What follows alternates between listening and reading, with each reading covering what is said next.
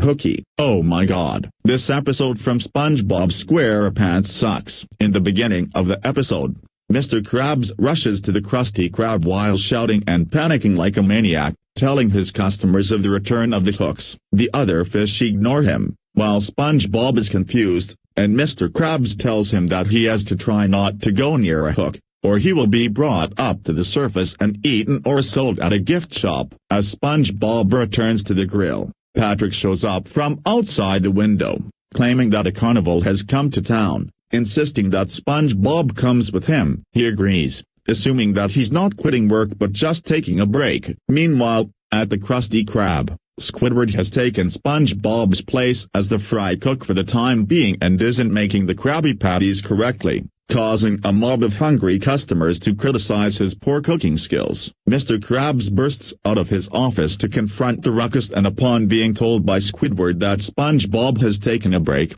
says that no employee at the Krusty Krab has done so since the chomp famine of '59. But when Squidward reiterates what he said, Mr. Krabs becomes angry at SpongeBob for disobeying his work policy and goes to look for him while leaving Squidward at the mercy of angry and hungry customers. Mr. Krabs then finds SpongeBob at Fish Hooks Park playing on the hooks with Patrick. Shocked at his disobedience, he then scolds the duo for their dangerous behavior, adding in that failing to float back down would also result in them vacuum-packed in a can of tuna and the smell of mayonnaise. SpongeBob and Patrick apologize, and Mr. Krabs has them make a sailor's promise to never to go near the hooks again. The next day, SpongeBob is heading off to work and keeps his promise about not playing on the hooks, until Patrick appears and pressures him to ignore Mr. Krabs and play on them anyway. As much as he is tempted, SpongeBob refuses, knowing what consequences pursue him should he break his promise. Eventually though,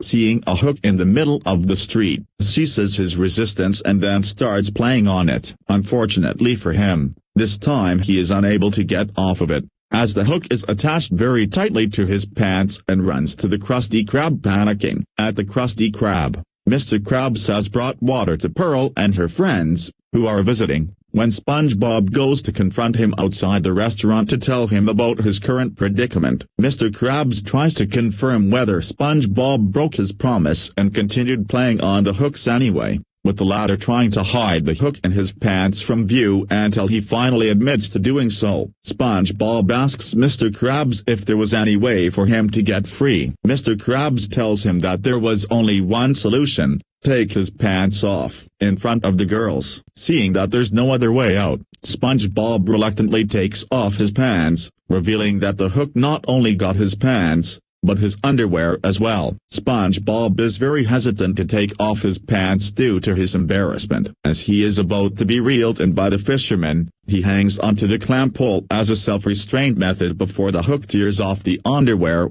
sending SpongeBob flying onto the Krusty Krab doors naked, with Pearl and her friends laughing at him.